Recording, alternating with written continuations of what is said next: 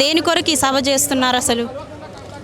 ఈ సభ కల్వకుంట్ల కవితక్క గారు ఈ తెలంగాణ ఉద్యమ కాలం నుంచోని కూడా ఈ తెలంగాణలో అణగారిన ప్రజలు ఇంకా ఎంతకాలం వెనుకబాటుతూనే ఉంటారు, ఇకనైనా మేల్కొల్పు జరగాలనే ఉద్దేశంతో బీసీలు వెనుకబడిన 50% జనాభా ఉన్న ఈ తెలంగాణలో ఈ అధికారాన్ని ఎంత మాత్రం కూడా వీళ్ళు చేజిక్కించుకోలేదు.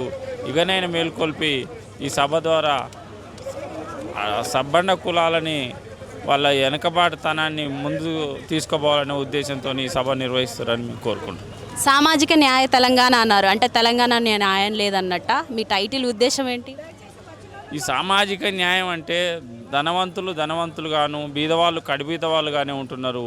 రాజకీయంగా ఎవరైతే ఆర్థికంగా బలమైన వర్గాలు ఉన్నాయో ఆ వర్గాల వాటికే ముందంజ ఉన్నారు, కానీ వెనుకబడిన వర్గాలు ఇంకా అట్టడుగునే వెనుకబడి ఉన్నారు.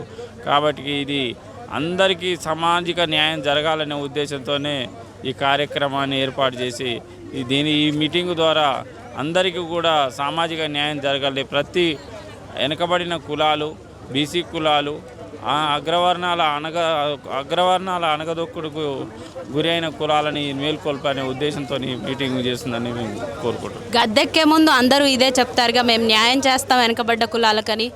అది నిలబెట్టుకుంటారా మీరు గెలిస్తే?